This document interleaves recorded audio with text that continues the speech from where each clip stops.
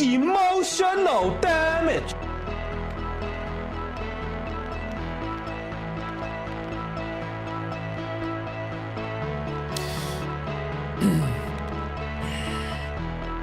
Have you ever noticed how some politicians only seem to listen to small parts of the argument that benefit them most? And I can think of nothing better than the debate that happened just this week. We have an entire discussion panel and literal broadcast news agencies talking about Haitians eating cats and dogs. That is not the discussion. This is what happens when you deal with narcissists. They cherry pick the smallest part of an entire argument and try to make you feel stupid, idiotic, squash you, and disregard everything that you said before. And purposely miss the bigger picture. That's why when you get in an argument with a narcissist, if you're talking about stuff, you're saying, hey, what you did to me the other day really hurt me. And they're like, oh, it wasn't the other day, it was actually today. And they're like, I can't believe you said it was today. Well, I'm just trying to tell you, yeah, but it wasn't today. Okay, but it wasn't today. And in so much in politics, this is exactly what happens. They purposely miss the bigger picture. They cherry pick the argument. They cherry pick what actually happened. Well, this is what you said. Donald Trump said that Haitians are eating dogs and cats. I saw it on TV. Now we can make memes about it. Hilarious. In Springfield, they're eating the dogs, the people that came in. They're eating the cats. They're eating the pets of the people that live there. Yeah! And this is what's happening in our country, and it's a shame. So they take one side of the argument, and then they create an entire narrative. This is a very classic narcissistic move. Imagine you're having a thoughtful, nuanced conversation only for a politician or somebody in politics to latch on to 5% of what you said. The problem with the Haitians is not necessarily the dogs and the cats and the ducks being eaten. That's become a meme. It's been hyperbolic. But this is what a narcissist do. They latch onto it, and this guy breaks it down perfectly in that sense. The Haitian remark was vintage Trump. That's what was vintage about it. Because it was sensational. Maybe it stretches plausibility. Yes. It was sensational. It was over the top. It isn't backed in actual facts yet. There are things that we're looking into to figure out if it's actually true. Is the conversation about Haitians being voodoo and sacrificing animals late in the night? Maybe. But the real conversation is something of migration, immigration, and how it affects the small communities in America. And American cities feeling squeezed and just thrown upon in this new world. And they don't know what to do. I think this is a perfect example of this clip here as well, where we break down these people are having a discussion, paid influencers. Hey, Willie, I'll pray for you today, man. I'm sorry you're having skin surgery. These people purposely are missing the point. The point isn't Haitians are eating cats and dogs. It took talking about cats and dogs for the left to actually take this discussion seriously. And that's what the most frustrating thing about this whole situation is. It's not necessarily the cats and dogs. It's about coming in, taking low-income jobs, lowering the pool of low economic workers, and then them coming in and say, hey, I'll even work for even less, thus artificially lowering lower income wages. You know, things that Democrats propose to not be about. And so you have this discussion. Instead of it being a discussion about what are the effects of a small city in Ohio all of a sudden getting flooded with migrants everywhere, we're having a discussion about cats and dogs. And this is what a typical narcissist does. Instead of engaging in this discussion, talking about the discussion, they latch on to that 5% because they know they can win in that 5%, and they want you to submit to their will in that 5%. So listen to this discussion on CNN. It's a perfect example of this exactly. Hard thing to do to back away from some of this stuff that to that sliver of America that they're just regular people seems just outlandish and crazy and unnecessary. I think, and you heard it in Vance's clip, I do think it's a legitimate conversation to have about the societal, public safety, health impacts anytime cities or communities get drastically changed because of our immigration system, whether that's in Springfield, whether that's on the border with Mexico, whether that's New York City, which is... And this is the argument. This is the conversation that needs to be had. This is the conversation that takes the small person in the small city seriously, takes their needs seriously. Instead of it, these people in these huge news organizations, huge news agencies, instead of the conversation being about how do we impact and help these lower income communities, instead of just flooding them with a bunch of illegal migrants who don't assimilate into the culture and bring their own crap with them, including diseases, but they also are looking for jobs. That's why the whole thing, when Trump says, they're taking black and brown jobs, they're like, oh, what's a black job? And you're like, okay, he should have said, they're taking low-income wage earners' jobs, is what he should have said. Because they'll typically look for that little tiny portion. What do you say black? Oh, racist. Instead of it being a serious argument, we're in La La Land. We're having fun. We're being silly. He's such a racist. He's the biggest racist I know known to mankind. Oh my God, we're talking about cats and dogs right now? Are you serial? Are you freaking serial? Pickles and Jar says, what did one commie say to the other commie? Do you have any food? I'm starving. Okay, let's continue to listen to this discussion because this is where it just gets crazy. He brings up a great point. We should be having these discussions about immigration. We should be having these discussions about what's happening in our inner cities. But instead, we're talking about cats and dogs. And it's on purpose. They're doing it on purpose, not because they need to feel like they need to make sure every Trump supporter knows and everyone on the right knows that people aren't doing this sort of thing and it's like a racist trope or some crap. They're doing it on purpose. Listen to how especially my girl right here, Anna, she starts to lose her mind because she doesn't want the discussion to change. She doesn't want the discussion to change off the cats and dogs. Another narcissistic trait. You're like, hey, I'm trying to help you understand what the bigger picture is. I'm trying to help you get this is why Americans are frustrated.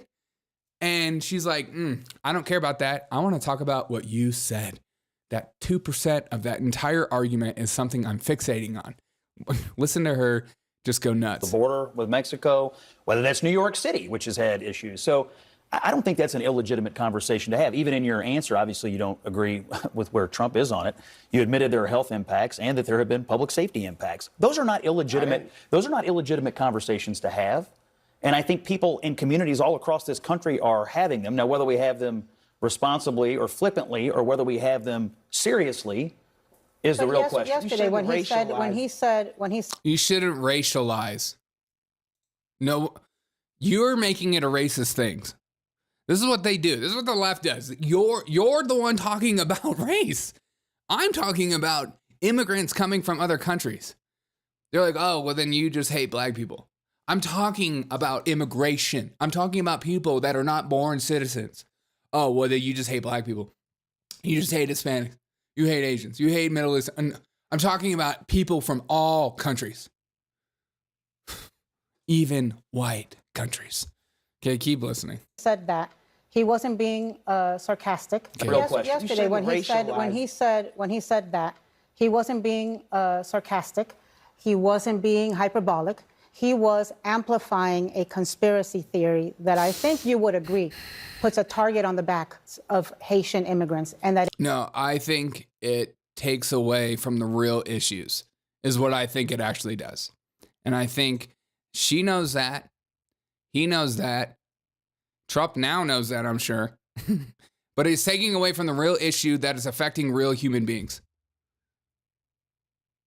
And if it comes out that this whole pets argument is actually legit, you're gonna watch these people pretend like, oh, well, we just didn't have the information.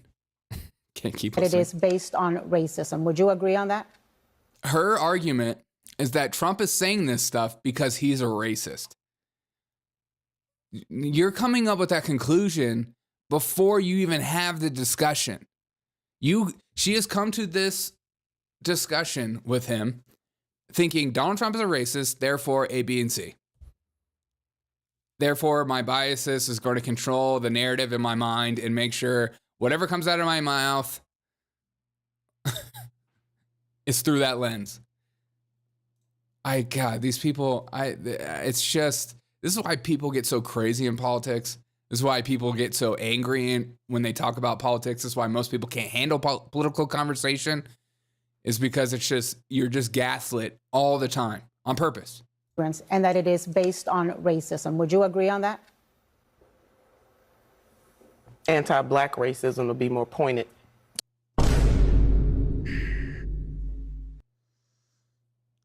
Anti-black racism? Anti-black racism? Where do you even get that? Huh? Look at that look. Mm-hmm. What are you talking about? Anti-black racism? I just despise these people, and they do it on purpose. I mean, the way that they disregard the context and its impact on human beings and everyday humans. They just disregarded everything he said about these communities, diseases being brought in, low-income wage earners taking over cities, changing the entire dynamic and population of an entire city, living on government wages, therefore taking away government support for actual American citizens.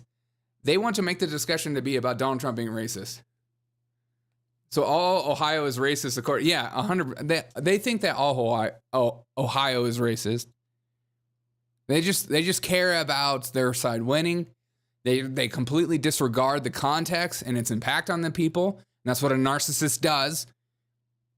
Even if you say, that's why when you're around a narcissist, you have to make sure everything that you're saying is correct. Because if you say one wrong thing, they will take that one thing and make the entire argument to be about that one thing. Oh, okay, but I want you to submit to my will. I want you to submit to my point. Just continues to deepen the divide between us so that we can't have honest conversation. It's just so frustrating.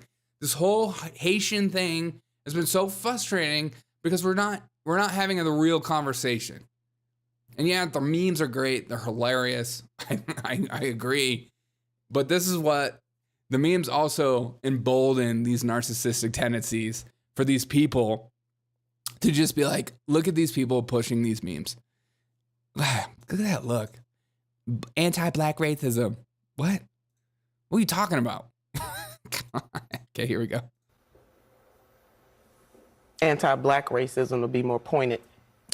Do you think that if there were 20,000 Scandinavians that had been sent to Springfield, people would be saying that they're eating cats and dogs and geese? I'm not going to answer for Why him, not? for his memes or anything else. But I am. No, but I'm asking you. Do you think that conspiracy is based on racism? Because I mean, it's an because easy because I'm not going to answer. I don't know. That was a long pause, Scott. Yeah, that was a long pause.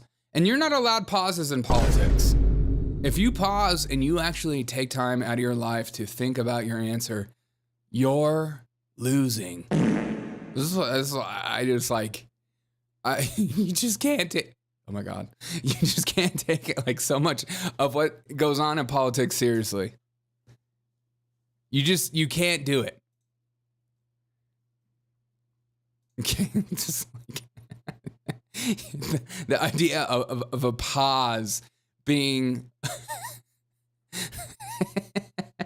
how dare you take time out of this conversation to think about the answer around these psychopaths who will manipulate you and try to make you out to be some kind of racist, because that's what they're doing. That's what she's doing by talking about the pause. That's what she's doing by this intently staring of like, oh, you paused. Are you part of this racist brigade? Great. Now we're going to make memes out of you. Why is she accusing Scandinavians of eating pets? Racist much? Exactly. Well, it's okay for her to talk about Scandinavians that way.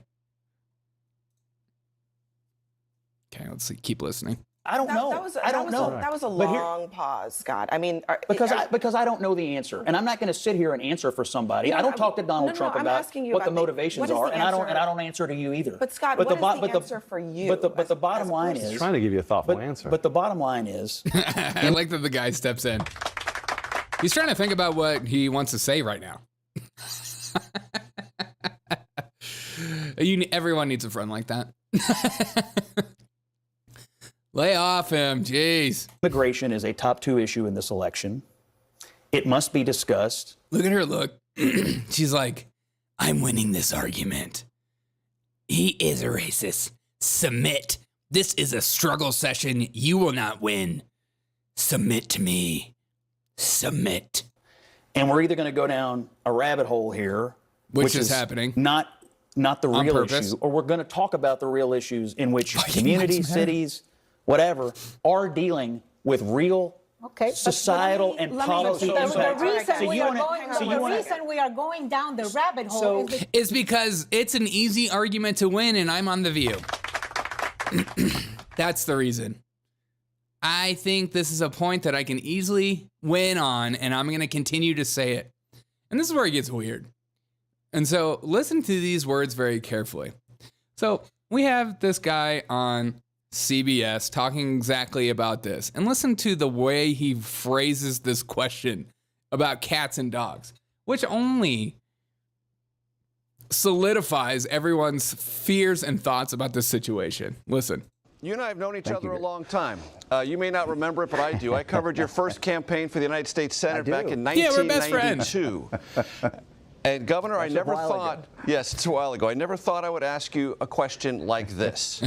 Is anyone with undocumented status in Ohio, is any legal citizen resident of Ohio eating dogs or cats illegally?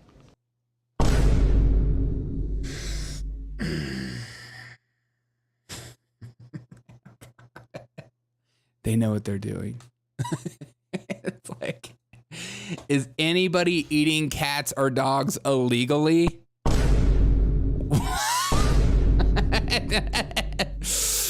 Don't you make my ears tingle like that ever again. But I'm not going to take his stupid question and make it to be the entire argument. That's what a narcissist would do. He goes on to say that there's no information. We don't know for sure. But here's the problem. Why do they want racism in America, creating our own hell on earth? They want racism in America because it causes you and I to take the focus off of politicians and onto each other. And then now we can just be angry at each other because if your direction is only towards one enemy, it's easier to conquer that enemy. But if it's on many enemies, you become overwhelmed and you don't do anything. It's like the old thought of like, if there's too many choices on a menu, you're gonna struggle, and you end up like struggling to pick one, and then you wish somebody would just pick one for you. Whereas like if you go to a menu and there's like five choices, it's easy to choose. Oh, I'm gonna choose this.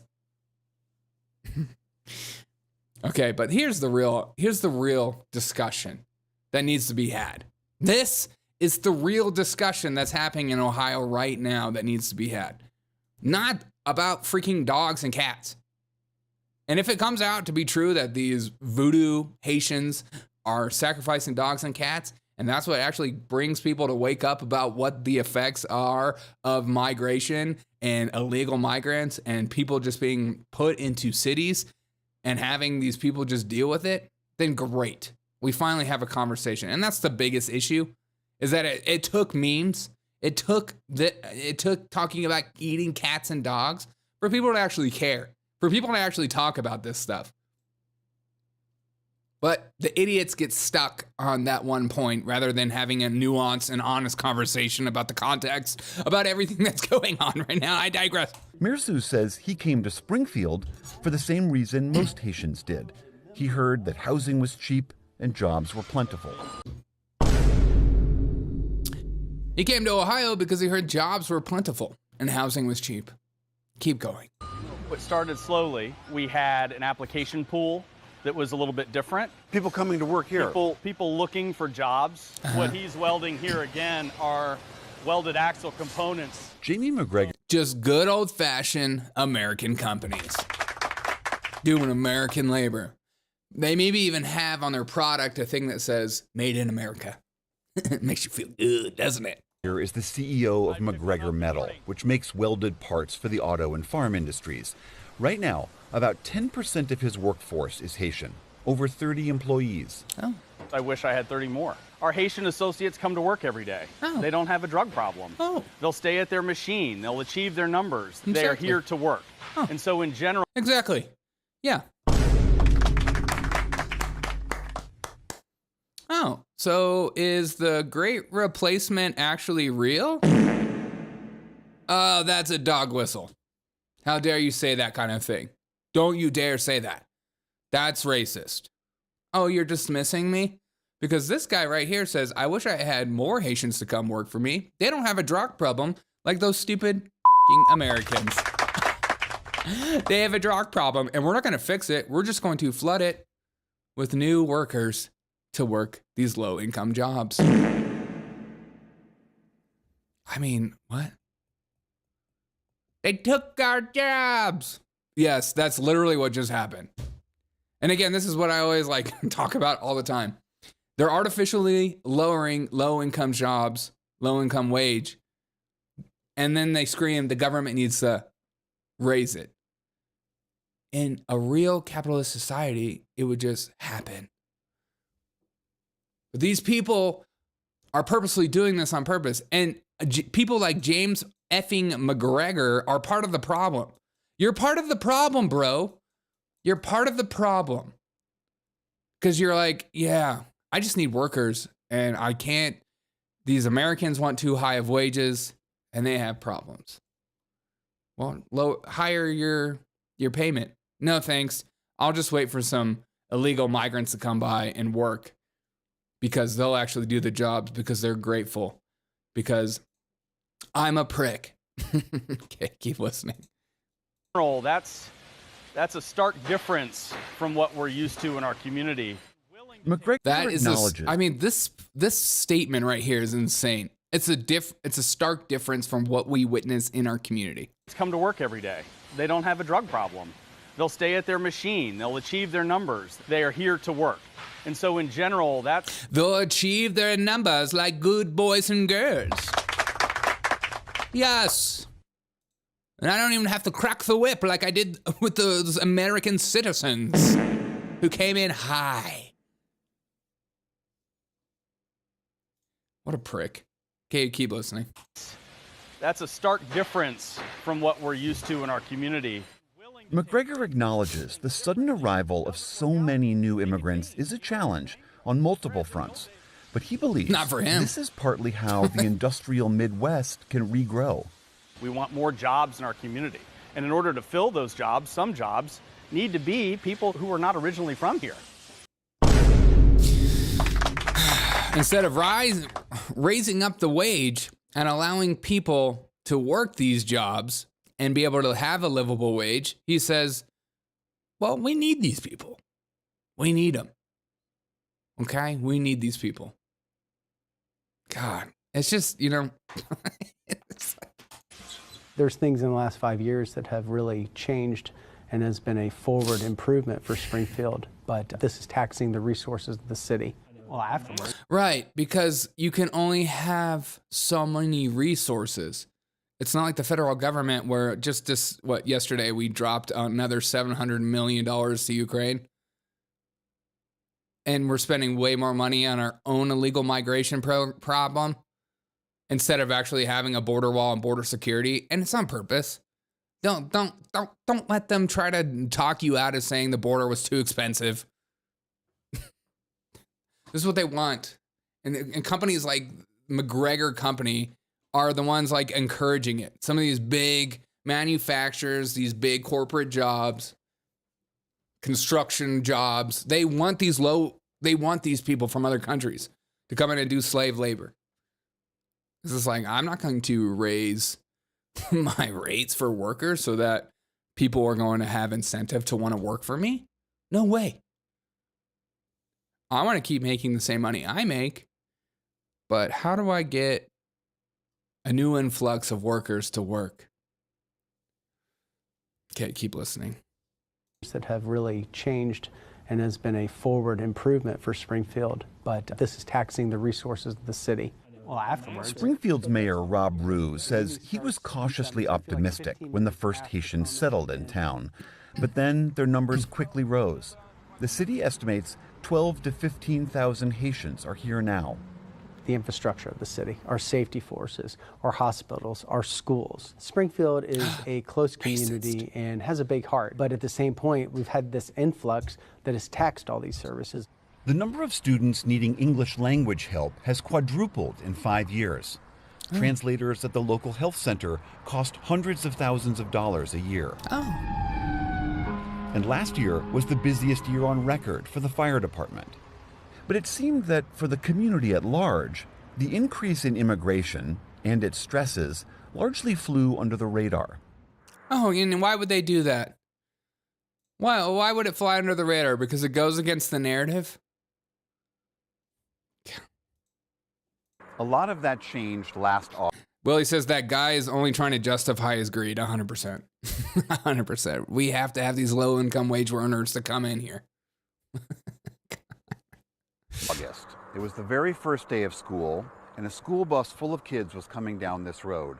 A driver coming in the other direction came around that bend, said he was blinded by the sun. He clipped the bus, and the bus ended up in this ditch. We begin with breaking news. Right now, multiple law enforcement agencies are on the scene of a deadly school bus crash. Dozens of children were injured, and 11-year-old Aiden Clark died. When the driver was revealed to be a Haitian immigrant without a U.S. license, things erupted. The majority of the Haitians here are low-skilled and they're illiterate. I want to know who's... You're not allowed to say that, because that's true. Busting them in. Who's responsible for that, and who can stop them from coming? Our concerns don't have anything to do with racism. They have to do with lack of affordable housing. For the past few months, Springfield resident and former journalist William Monaco. You're being gentrified by the federal government. It's just... and if you have any kind of negativity towards what's happening, you're seen as a racist. It's just so ridiculous. Has been a fixture at city commission meetings.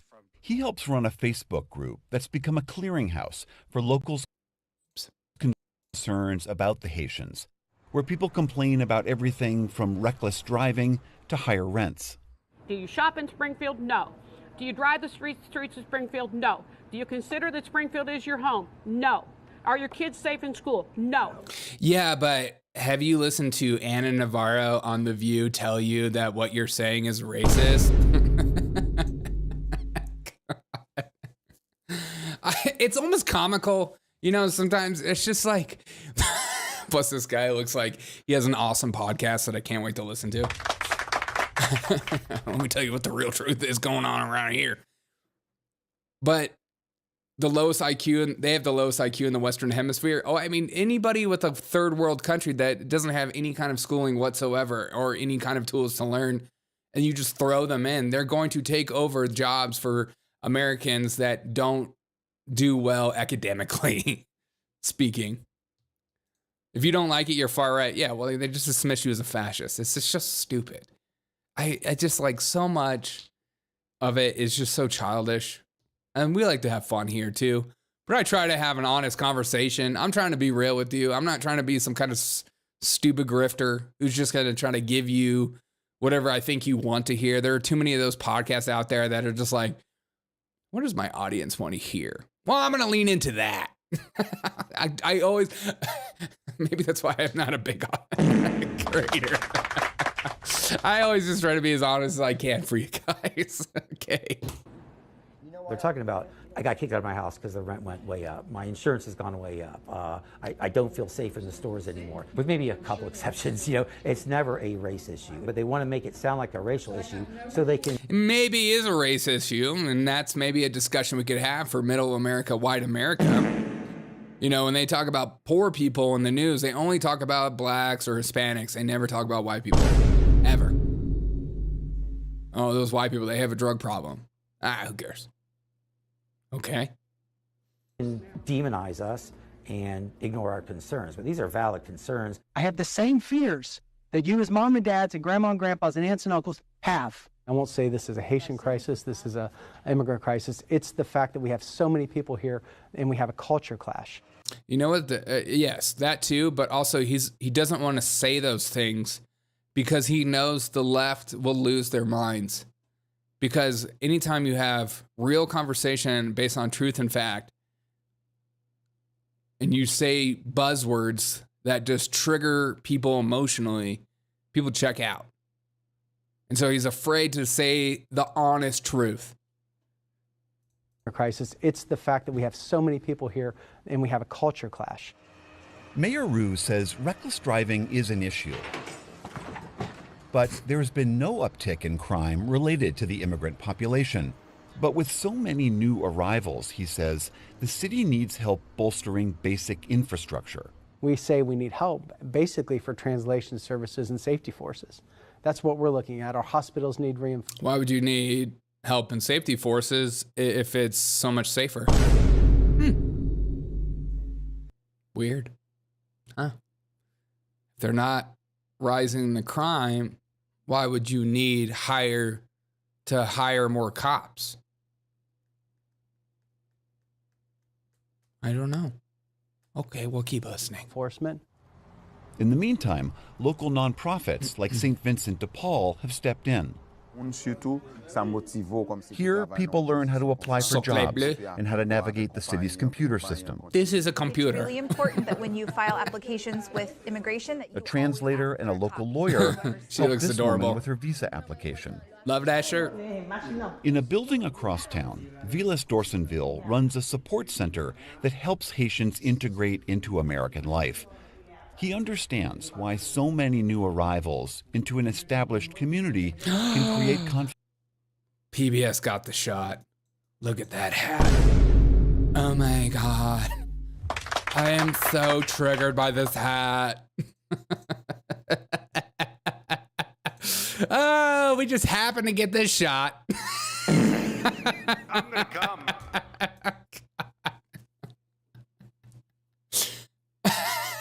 Why is it always a guy with a big chin beard as well? They can even help themselves as vid shows us. 100%. They can't. Okay, let's keep watching. God, you love PBS. I'm glad we pay for it. Okay. They have the right to express themselves because we are living in a free speech world, whether it is from the Haitian side who are trying to find jobs and opportunities, whether it is from the local. Yeah, Haitians are trying to find jobs and opportunities. And whose jobs are you taking? Americans. And so when that happens, Americans get angry.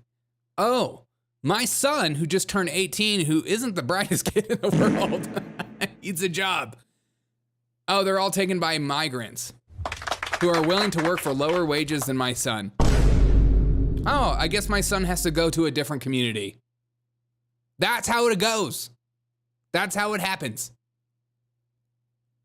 And then like CBS and CNN, these politicians are all just like,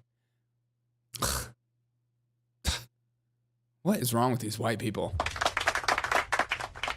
You're being racist for being mad that people from other countries who have never lived in your city, didn't grow up in your city, just kind of were put in by your city by the federal government, are taking your job.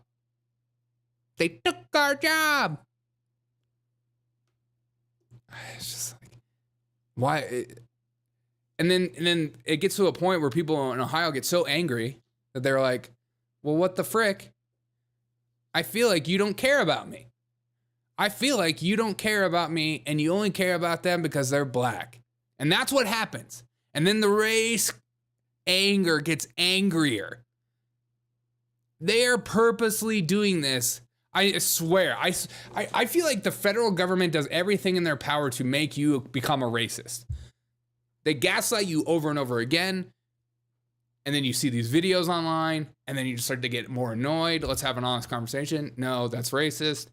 And then you just get to a point where you start to break. You start to become so angry. You just start to like get frustrated. And then through your frustration outpours some probably not good language, not good thoughts, not helpful language, not helpful thoughts. Smaller creators start getting bigger because they like that. They say the truth. I'm not afraid to say the truth. but like, what do you? They do this on purpose, and it's just so frustrating. It's just like, I try to stay grounded as much as I can, but like, the government is doing this on purpose, and it's just so frustrating.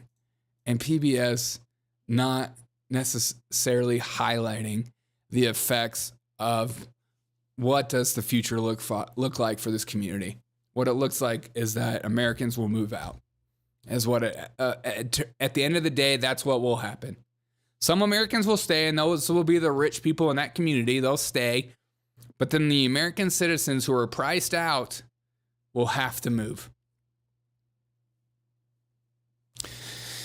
And I thought the left was against gentrification, but if it's federally mandated gentrification, it's totally fine. To fight jobs and opportunities, whether it is from the locals who are complaining because too many people are coming here. It's human being. We are expressing ourselves the way we feel, but at the end of the day, we have to fight our way out to live together. Yeah, but what happens when there's not enough jobs for people in the community? Then they get hooked on drugs because they can't cope in life, and they're taking Medicaid money, and they have no purpose in life. It's going to be hard to just live amongst each other. It gets to a breaking point, and people get angry. And like so much of in politics and news is people have no idea what to do with other people's anger, and so they dismiss them as racist. Freaking A. But he says many Haitians would also return home if the violence subsided. Do you hope one day to go back to Haiti? I don't believe that for a second. Yeah, hopefully. I can't wait, hopefully, to go back to Haiti because I'm dreaming Haiti. Dreaming Haiti, meaning at night while you're dreaming, you're there. Yeah, I'm there. So still working, still trying to integrate, and then facing with challenges all the time in the U.S. Okay, so none of these people want to integrate. None of them want to stay here forever. They just want to come in, take other people's jobs, take Medicaid money, take government-funded money, take over housing, and then immediately leave. See, this is like the problem. Like, they're not even invested in their own communities.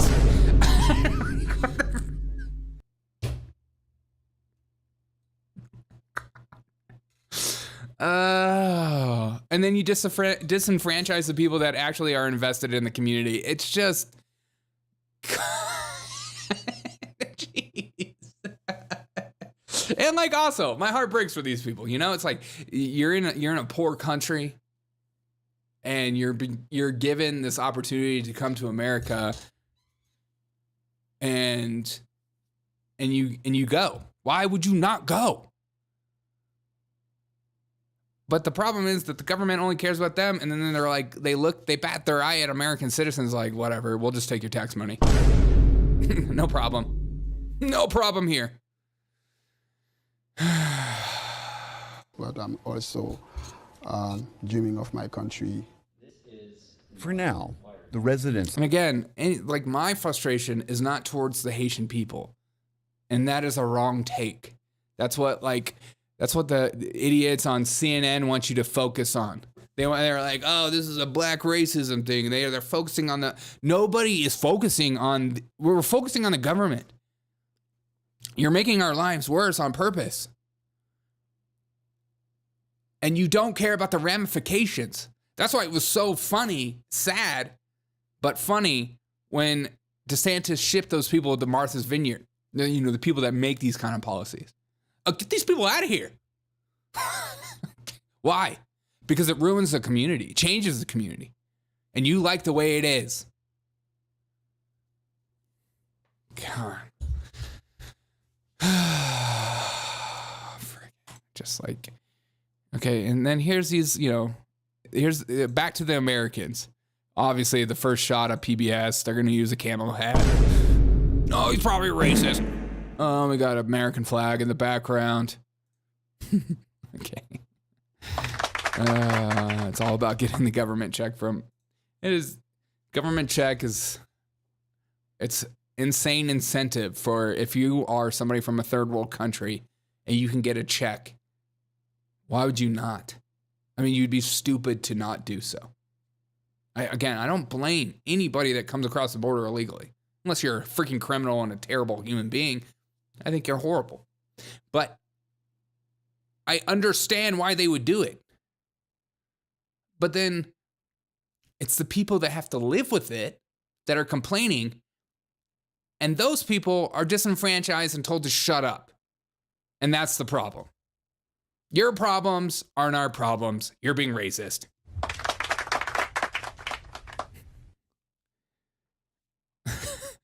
Derek, I agree with you about ruining communities. It's refreshing for you to finally see my point about sticky gingers.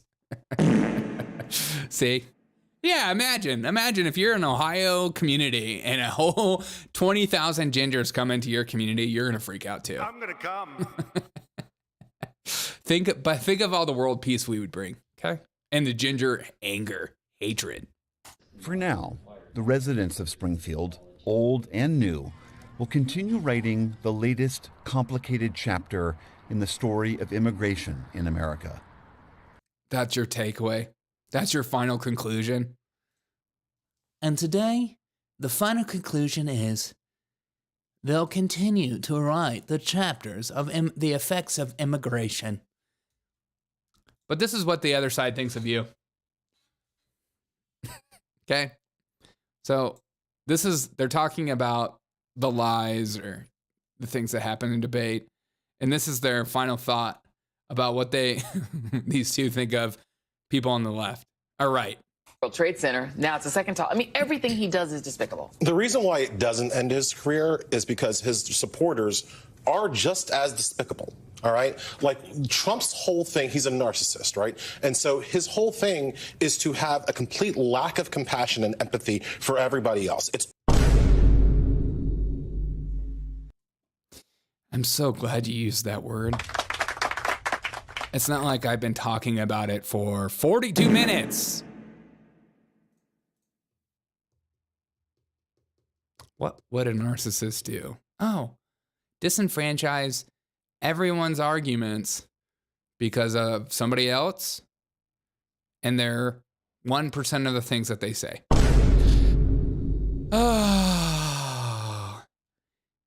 We will never see eye to eye, you and me. Hold on. God.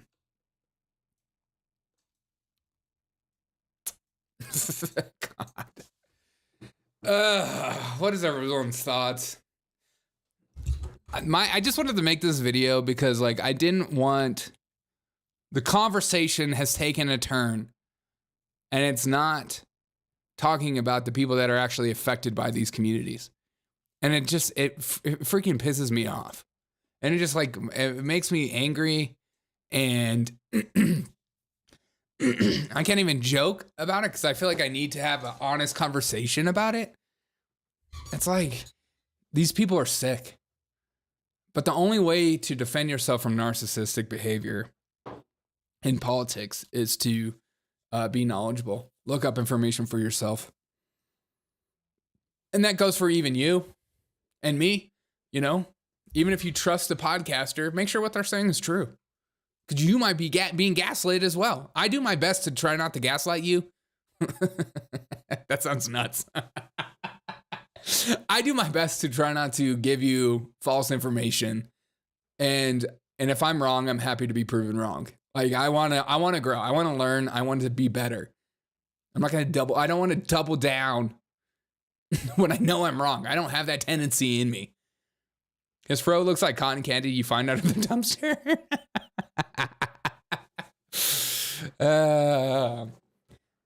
It's impossible for me to be racist. I hate everyone equally, says Papa. That's rude, dude. That's freaking rude. So again, the discussion is not cats and dogs, but it took cats and dogs to actually have some sort of discussion, and that's what the most frustrating part is. So Trump, hello, let's talk about this. Let's talk about things that are affecting human beings, not cats and dog memes. And I enjoy it; it's fun, but let's flip it on them. All right, the best way to do that is say, it took me talking about cats and dogs for us to actually have a discussion about illegal immigration and the effects on human beings in these smaller communities. And these people in these smaller communities are deeply affected by what's happening, and you are dismissing their pains. And I care about their pains. I care about your pains. So easy. It's just so... Not as rude as a ginger that breathes my oxygen. Willie says, I can't laugh at evil anymore. It's too extreme. I get that, man. I get that. Sometimes I laugh because I get so angry or frustrated in these psychopaths that like it just, I can't jump down with them and become over the top and insane. So I'll laugh to blow off steam. And then I'll have a logical thought in my head. You know what I mean? It's like, I'm doing it right now. Like I'll think about something, it'll make me annoyed, I'll laugh, and then I can be more grounded in my thought process and not be, have like a moment where I'm screaming for the sake of screaming. Just, it's too much. All right, guys, I've enjoyed today. I hope you enjoyed today as well. I'm going to go walk my doggy. I'm gonna walk you, don't worry. She's gotta go pee-pee and poo-poo. And I gotta run because there's Haitians everywhere. Papa says, I have no choice but to laugh, but what's the alternative? Losing your mind. If you don't laugh about it, you're going to get angry and lose your mind. Part of laughing is recognizing that you don't have control and you can just blow off the steam. Because so much in politics, so much in the news, you don't have control over it. And if you just like fixate it and get angrier and angrier, you're going to realize that you can't do anything with your anger unless you're violent. And I recommend never being that way. It's not worth it. It'll never solve problems and it'll only make things worse. So don't do that. Okay?